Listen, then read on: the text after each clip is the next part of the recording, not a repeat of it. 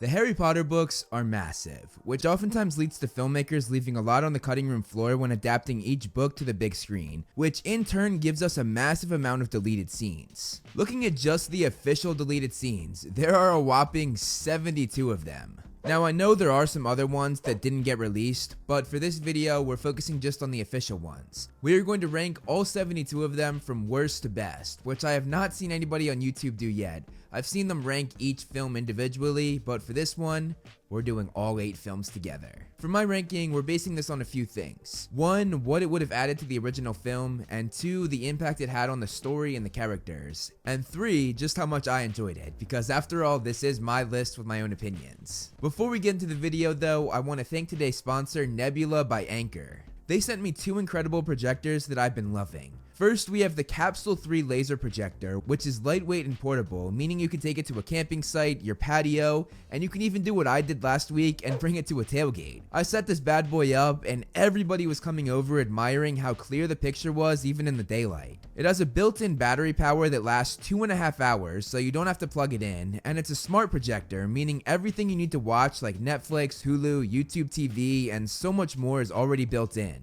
On top of that, the laser over the normal LED really makes this product stand out, and it gives higher brightness, better color, less power usage, and longer battery life. Then they also sent me the Nebula Cosmos Laser 4K. It's a bit bigger than the other one because it really prioritizes the best image you can imagine, but it's still portable with a handle on top, meaning it's easy to move around. The Cosmos Laser 4K can project up to 150 inches, and it too has the laser technology over the normal LED light, and with this one having 4K, you'd be hard pressed to find a better picture for the price tag. Both of these products elevate the movie watching experience, both with the bright, crisp, and colorful picture, and also the crisp audio that allows you to really feel the sound coming right from the projector. If you want projectors like this as well, head on down to this video's description below to check out both the link and the discount code you can use. Now that I've said that, let's rank some deleted scenes. Coming in last place at number 72, we have Yaxley finding Hermione's parents' house in the Deathly Hallows Part 1. This one is pretty useless. Yaxley just goes into an empty house and stands in it. Definitely the most pointless scene on the list. I'm glad they cut it.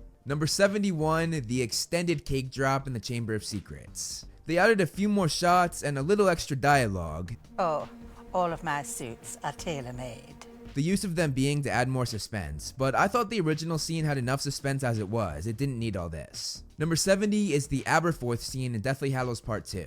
This scene is not actually deleted, it's just different from the original, but it was still part of the official deleted scenes, so I felt like I had to add it. This was what they originally shot, but realizing how boring it was with them all sitting, they reshot it with them standing up and yelling a bit more, and I'm so glad that they did because it makes such a difference. We need to get into Hogwarts tonight. Your brother gave me a job to do. We need to get into Hogwarts tonight. Dumbledore gave us a job to do.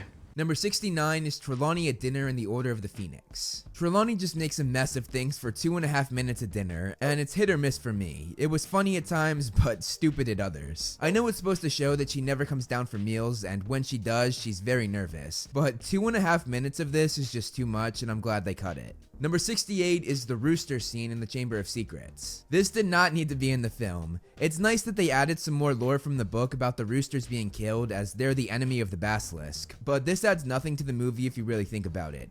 Good on the filmmakers for cutting this. Number 67, The Bird's Tour of the Hogwarts Grounds Extended, The Prisoner of Azkaban.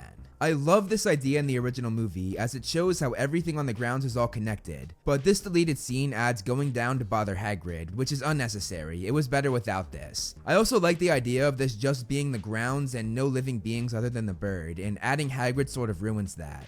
Number 66, Harry just misses Cho in the Goblet of Fire.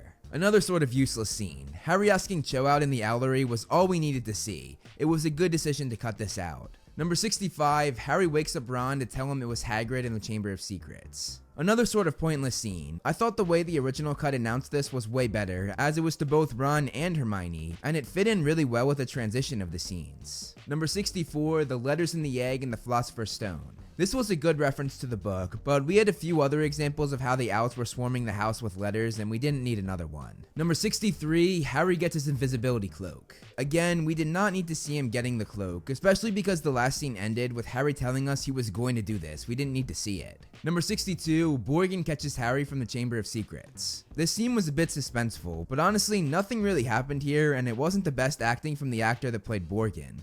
Looking for something? Number 61, the Hogwarts theme song from the Goblet of Fire.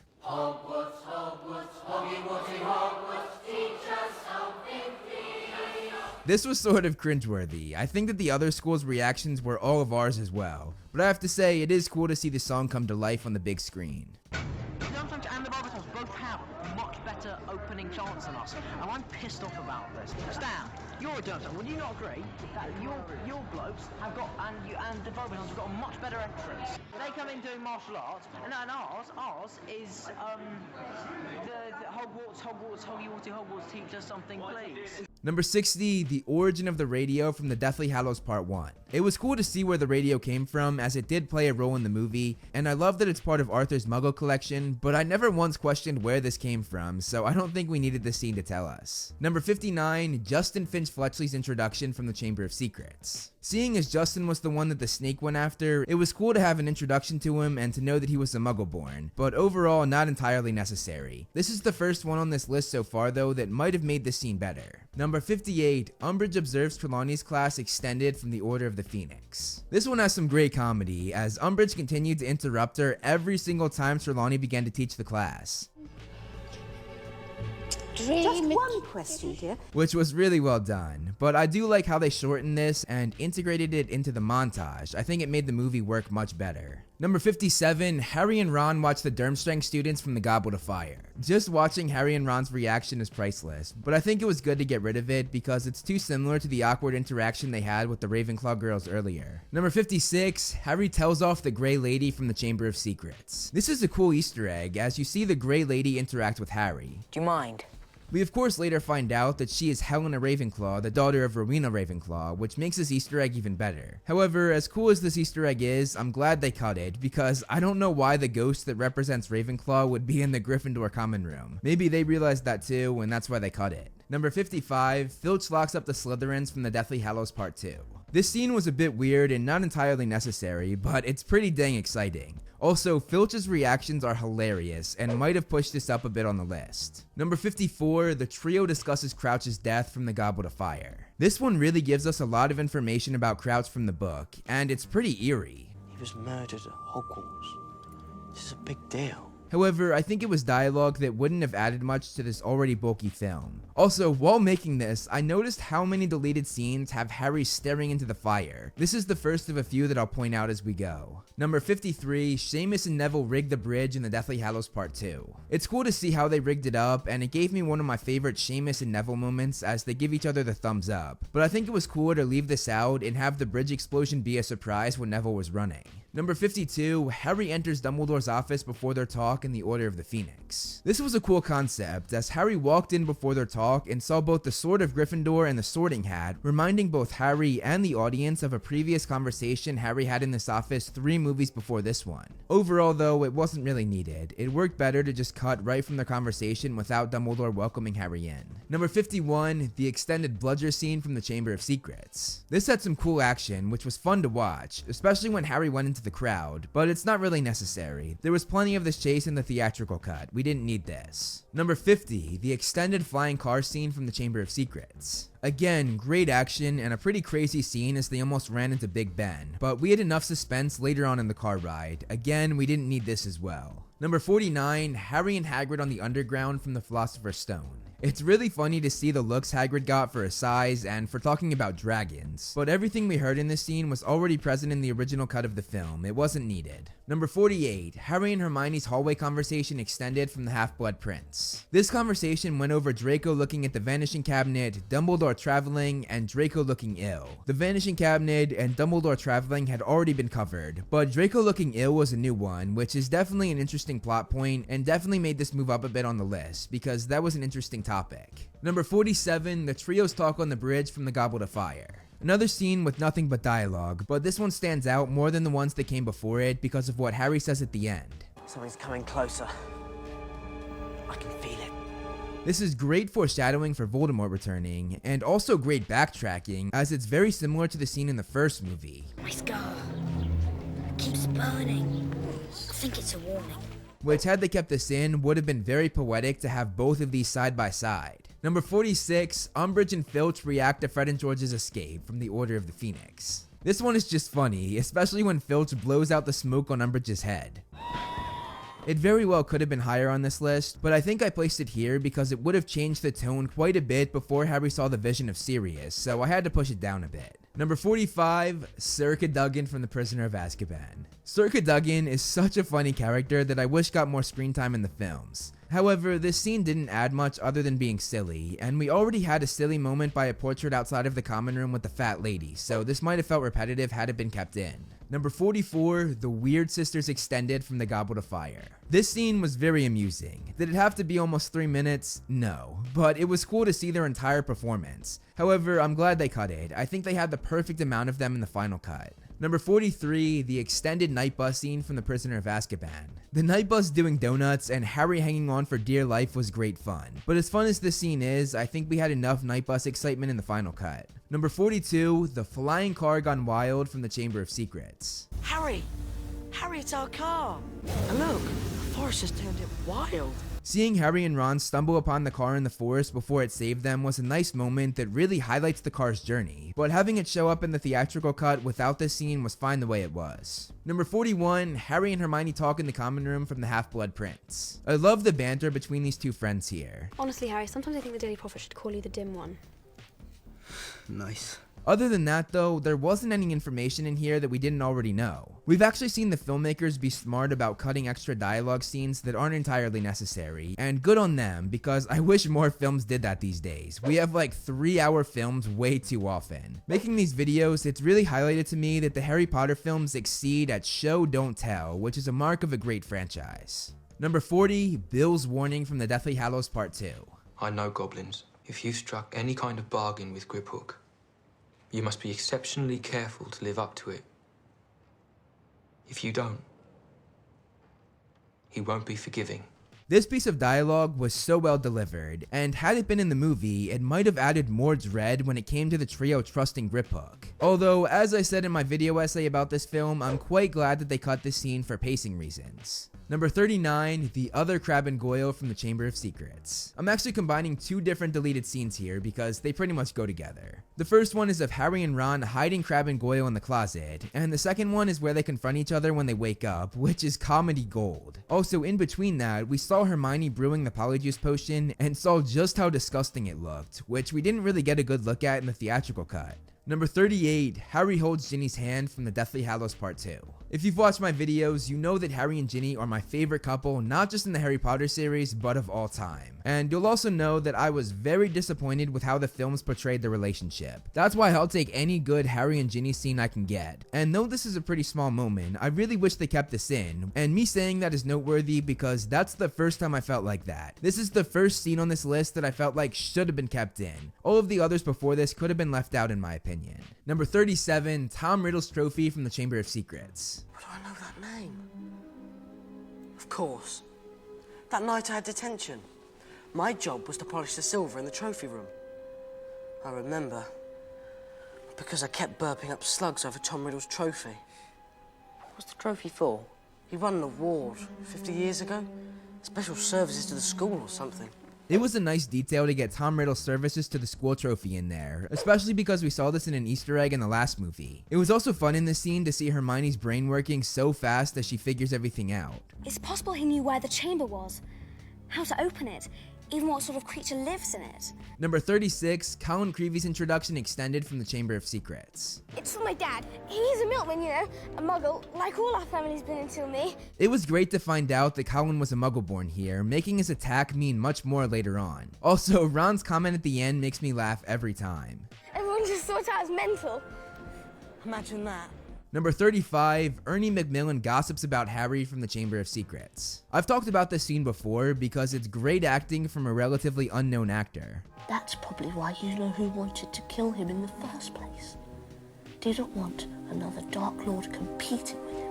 It also adds more depth to Harry being isolated and hated, which the book did very well, and I always felt the movie sort of lacked, so maybe if they had kept this in, it would have fixed that. Number 34, Barty Jr.'s slip up from the Goblet of Fire. First of all, they added a great shot that showed Crouch Sr.'s reaction to seeing who he thought was his son after the tongue flick, which was great, but it gets better as we see Barty Jr. falter for the first time while in disguise as Moody. If you want to play the hero, I can find you plenty playmates among the first years. Otherwise, I suggest you grow up, and grow up fast. And him slipping also shows how dedicated he is to completing the mission for his master. You can just hear it in his voice. Number 33, Lockhart's test from the Chamber of Secrets. This one is just hysterical. Look at these questions. They're all about him. What is Gilderoy Lockhart's favourite colour? It really highlights how arrogant Lockhart is, which granted, the film didn't really need because they did a good job of making him arrogant in the theatrical cut, but this would have been the icing on the cake, I think. Tut, tut. Hardly any of you remembered that my favorite color is lilac. Number 32, the Gryffindor Common Room from the Order of the Phoenix. This is just really cool because it's not often that we see the day-to-day here with people other than the trio, and it really gives you the feeling the books gave you. You feel like you're hanging out there with them. Also, we have another deleted scene with Harry looking into the fire, making this the second example. Number 31, the start of the Inquisitorial Squad from the Order of the Phoenix. This not only highlights the Bronze Trio's bullying traits, but also shows you how evil Umbridge is. To see that and immediately recruit them to her group, what an awful teacher. Number 30, Harry and Ron's fun turns to resentment from the Deathly Hallows Part 1. For years, I did not know how to feel about this scene, but I've come to really like it. I think it would have felt really out of place had it been in the movie, which is why it isn't higher, but I felt number 30 was the perfect position for it because it's a perfect metaphor for how the trio is feeling on their mission. They can have fun, but tensions are so high that can change in an instant. And on top of that, it also perfectly foreshadows Ron leaving as they walk back far apart from one another, hinting at their rift. Number 29, Harry questions who he is from the Chamber of Secrets. Who am I, Hedwig? What am I? This scene is really powerful. It shows how Harry is questioning everything about who he is and where he came from. The talk around him has flipped his opinion on himself, completely changing how he views himself, which is kind of tragic. Number 28, Ron and Hermione try to help a grieving Harry from the Order of the Phoenix. Sirius's death affected Harry greatly, and this scene not only highlights that, but also how much Ron and Hermione care about Harry. The way they look at each other after Ron couldn't get through to him shows how Harry's sorrow becomes their sorrow, and it's a really interesting look at the trio's dynamic that I love. Number 27, the aftermath of the Mirror of Erised from the Philosopher's Stone. This scene really showed how much the mirror affected Harry. It makes him not think of anything but the parents he didn't have. Want to play chess? No. Want to go and visit Hagrid? No. Harry, I know what you're thinking, but don't. There's something not right about that mirror.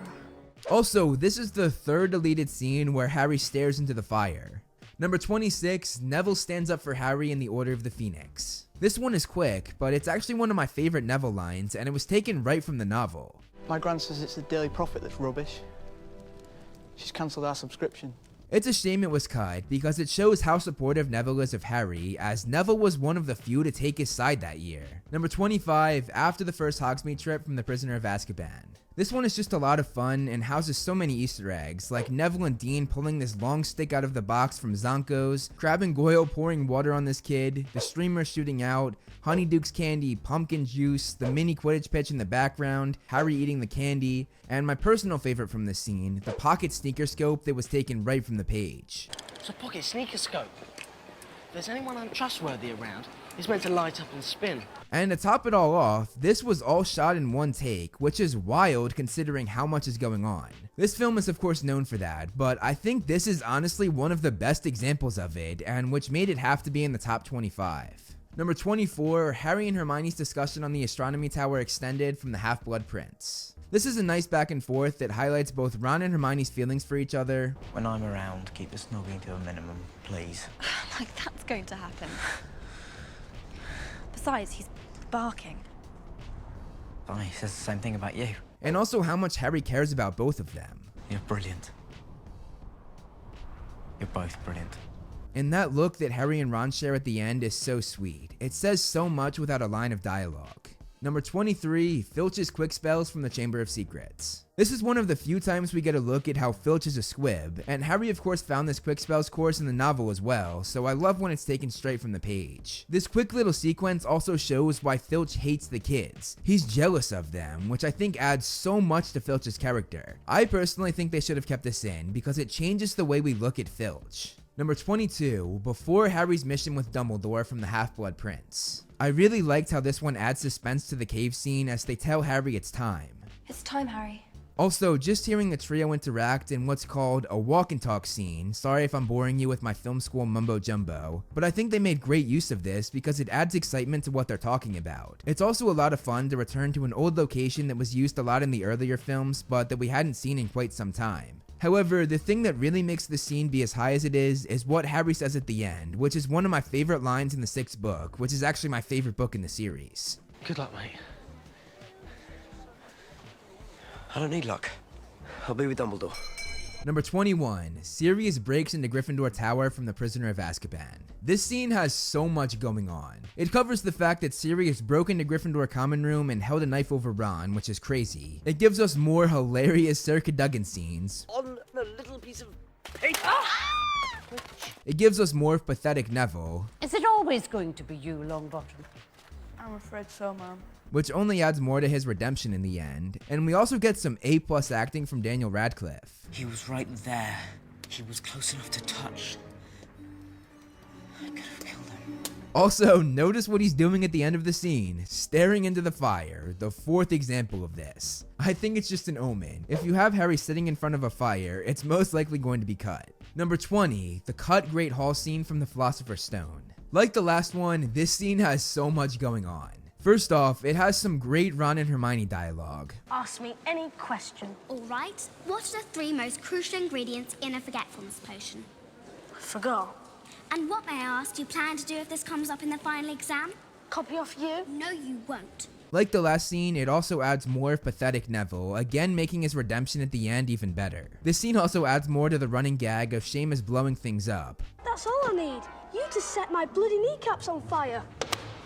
I don't appreciate the insinuation, Longbottom.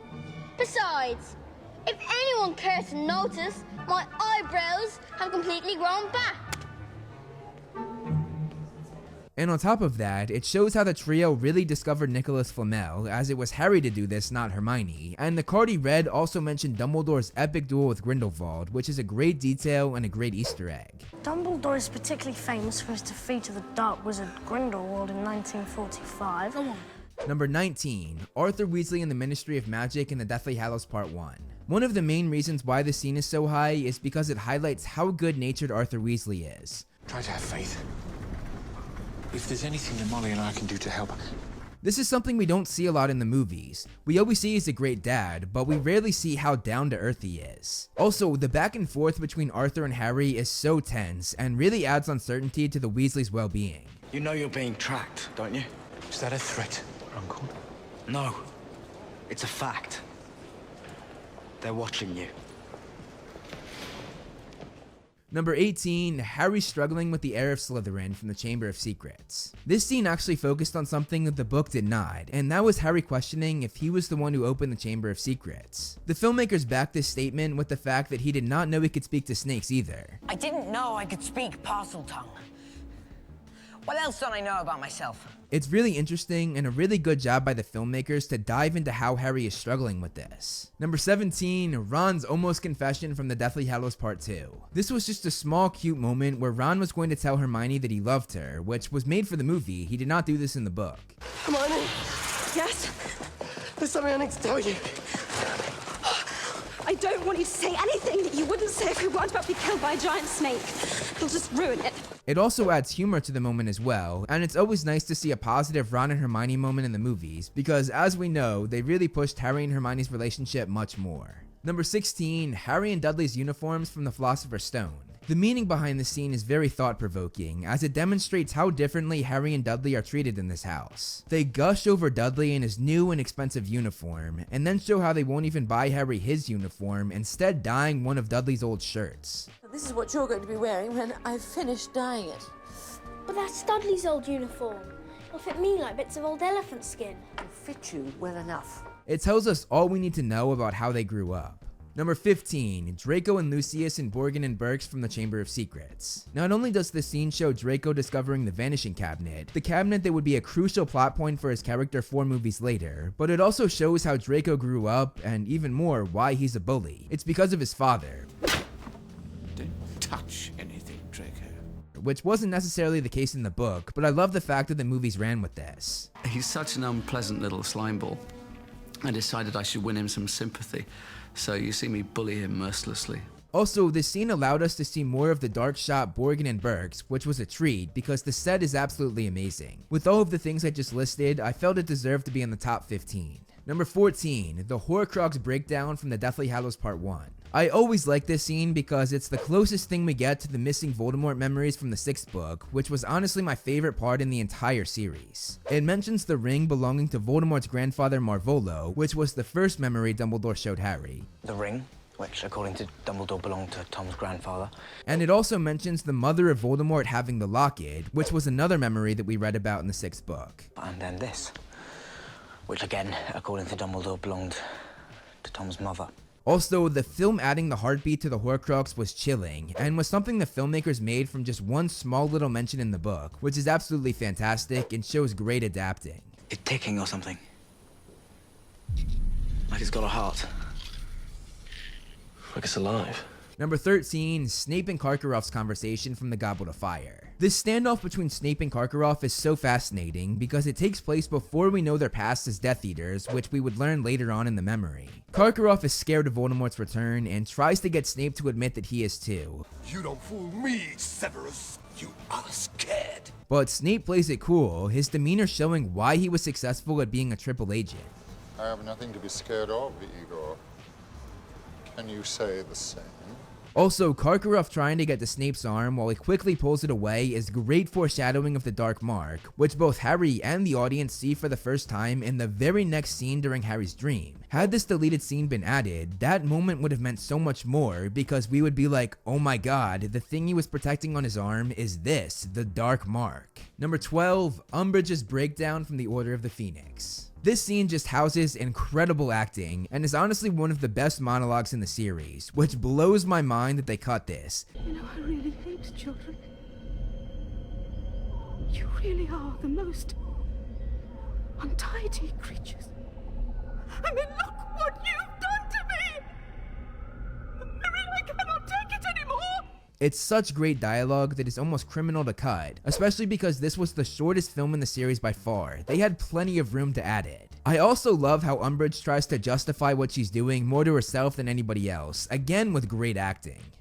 Sometimes the ends do justify the means. I think certainly no one could blame me. And if it falls to me to sort out, yes, I will do what must be done. Number 11, the discussion at the grave from the Deathly Hallows Part 2. There are just so many things to highlight in this scene. First of all, the first line has a lot of deeper meaning. The sky has lost a star.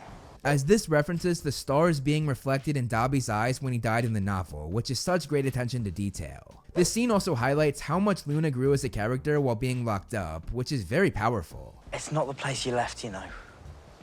It's not the same. Neither am I. And most of all, this scene explains the eye in the mirror. You gonna tell me what that is? You're gonna think I'm mental, but more than once when I've looked into it, I think I've seen Dumbledore.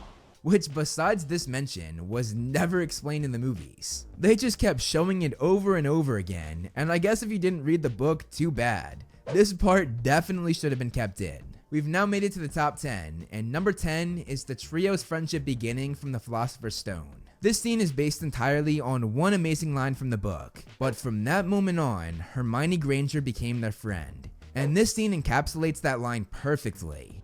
What are friends for? They perfectly adapt this line to be on the big screen, which is not easy to do. It makes this such an important scene, and I really wish they kept it in. Number 9, Harry says goodbye to Hogwarts and Ginny from the Half-Blood Prince. I feel like this scene is never talked about. It's so powerful, as Harry takes one last look at his dormitory where he had lived for the past 6 years, knowing he was not coming back. Then we see him and Ginny stare at each other, both knowing it was over for now. I feel like most people don't understand how hard this is to do, so I'm gonna explain it. The scene took a few moments from Dumbledore's funeral in the book, as there he came out and said he was not coming back, which the film brilliantly showed by him taking one last look at his dorm. And at the funeral, Harry also cut it off with Ginny, which the film did wordlessly as the two stared at each other knowingly. Turning dialogue from a novel to a wordless scene is some of the hardest writing a screenwriter has to do, and they did it flawlessly here. Number 8. Snape's first class extended from the Philosopher's Stone. In the original cut, Harry stays quiet as Snape belittles him, but here, Harry talks back. Clearly, Hermione knows. Seems a pity not to ask her. This provokes Snape into singling Harry out even more, and it sets the stage for just how much these two loathe each other, and shows that it's not one-sided. Harry takes shots at Snape as well, it's not just Snape attacking Harry. By just adding these few extra seconds of interaction, it intensifies their rocky relationship a great deal, thus making this moment 7 years later mean even more. I so wish that they kept this in. Number 7. Tom Riddle's cave excursion from the Half-Blood Prince. As I said in the beginning, this is my list with my own opinions, and my favorite part of the series are the Voldemort memories. Like the deleted scene with the Horcrux explanation, this scene adds even more to Voldemort's past, as Dumbledore explains one of the most chilling things Tom Riddle did as a kid. You lured 2 young classmates to this cave. What happened is unclear, but this much is known. The children were damaged. If they had kept this in, I think it would not only add to Voldemort's backstory, but would also make this cave scene even more ominous than it already was in the movie. Number 6. Dumbledore's trust in Harry from the Half-Blood Prince. We have back-to-back scenes that have to do with the cave sequence, and this one houses one of my favorite lines in the entire series. It's all right, sir. Don't worry. I'm nearly there. I'm not worried, Harry. I'm with you. It shows how much trust Dumbledore has in Harry, which is so meaningful. Also, when paired with the line from the other deleted scene where Harry has full trust in Dumbledore, I don't need luck.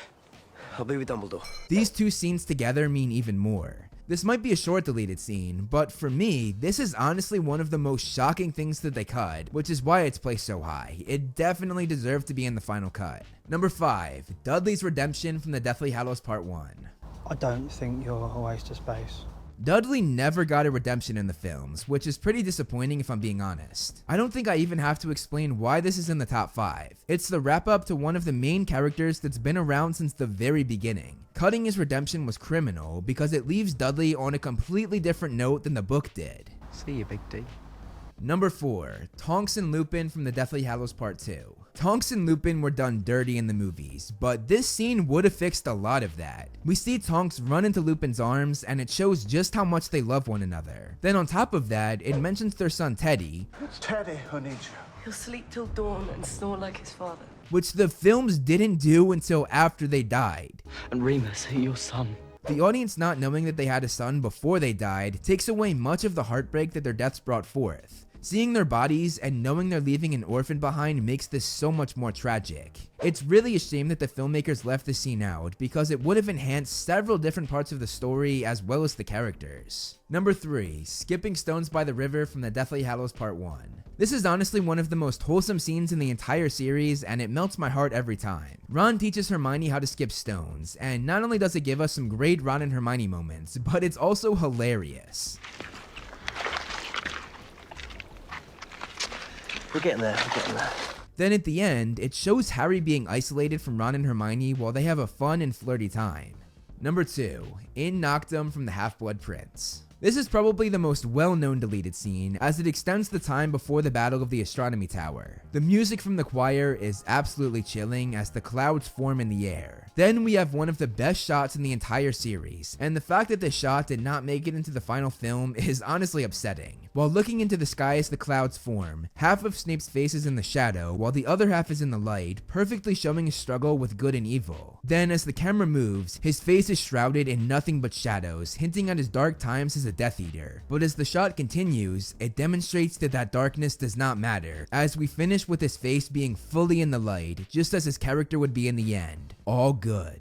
Then going from that, it immediately cuts to another person struggling with the dark and the light, making Draco getting up even more significant as he embraces the darkness. This is honestly an example of cinematography brilliance, lighting brilliance, acting brilliance, and tone brilliance. It says so much without a word of dialogue, and it's a shame they left this out. And finally at number 1, we have Petunia's redemption from the Deathly Hallows Part 1. This was not in the book, but it's incredibly momentous for Petunia's character in the movies. As she stands in her empty house, she thinks her entire life over, and for the first time, perhaps ever in the films, we see a different side to Petunia, a side that loved her deceased sister. You didn't just lose a mother that night in Godric's Hollow, you know.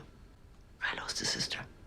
It adds so much to her character as we leave her on a very different note than the original cut of the film did. And even more, it adds so much more to her scenes in The Prince's Tale. The Prince's Tale in the film did not highlight her good relationship with Lily like the book did. They only showed her being mean to Lily. That makes this scene even more important to part 1 of the final film, and that is why it belongs in this number 1 spot. It completely alters our view on a character who has been there since the very beginning, and a character that gains so much needed character development because of this scene. This is, in my opinion, the best deleted scene in the Harry Potter movies. And there's my list. Let me know in the comments below what you guys think. Do you agree with my ranking? Do you disagree? I'd love to hear your thoughts. If you enjoyed this video, please hit that like button to help with the algorithm. It will greatly help the channel out. That's all I have for you guys today though, so I will see you in the next video.